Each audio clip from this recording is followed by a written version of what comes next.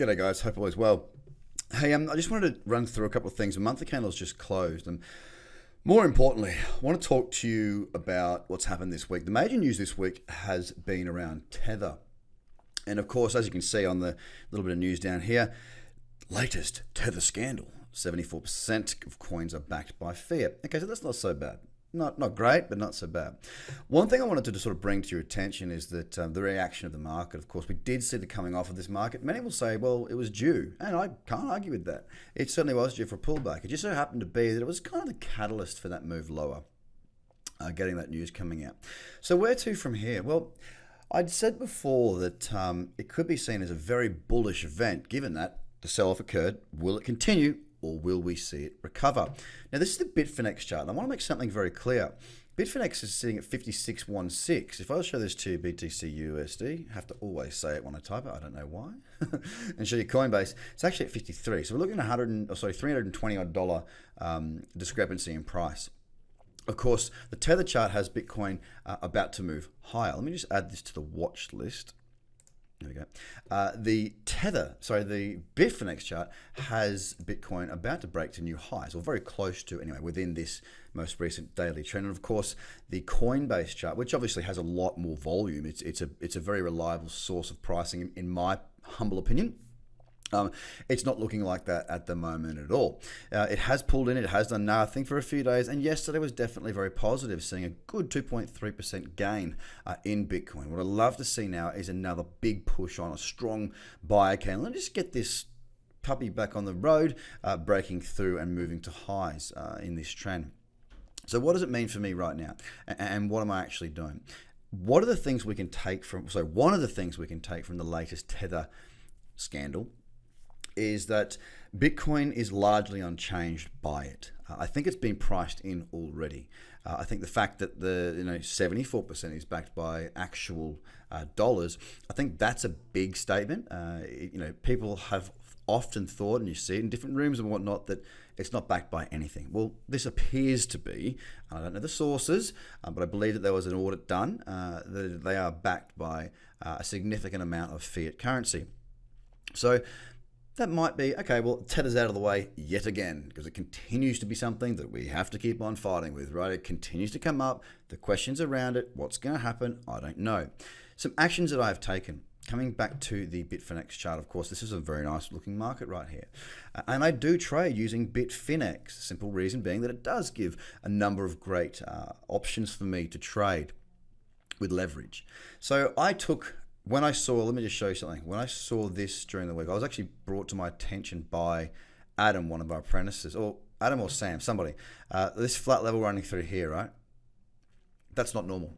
Now, I checked that against the Coinbase chart to see, is it just really slow right now? Because there's enough volatility and volume generally for Bitcoin to continue to move. Didn't see that, so I just got a bit nervous. With trading, it's about managing your risk. Now, risk comes in all sorts of different ways, shapes, and sizes. Your ability, how much you risk per trade, where your funds are held, and plenty of other things. Your reward risk ratio, all that sort of stuff. One of the risks, the biggest risk in my view, is really, the biggest risk for me anyway, is where's my money sitting? Is it safe? And if you don't hold the private keys and it's not in the cold storage, well, effectively, no, it's not safe. Okay. So I took my Bitcoin out of Bitfinex, moved it out. Goodbye. Now I've put some back in because I'm looking at potentially taking some trades coming up over the next day or two. Now I've put a much smaller amount of Bitcoin on there, just simply once again to manage my risk or my exposure to the Bitfinex platform, which of course is linked to Tether. For the time being, I'm happy with it. I just haven't put quite so much on. And maybe think to myself, maybe I've got too much on certain platforms for trading. I do have Bitcoin on several different platforms because I want to have access to trading those markets. But because of the benefit of margin, especially on a platform like BitMEX, for example, with the times 100 on Bitcoin and large on many of the other markets, you don't need to have that much there to get a decent sized position. So I haven't put so much back onto Bitfinex. I am still happy for the time being to continue to use the platform. And if I show it to you right now, We are looking to push to new highs at the moment, looking a little bit more positive. Looking at the monthly candle, you'll note here a very strong monthly candle, 1, 2, 3 monthly candles in a row. We haven't seen 3 monthly bullish candles in a row since way back here, before that last big run up breaking through 1,000 and beyond from back in 2015-16. So it's positive. Does that mean it's going to happen again? I hope so.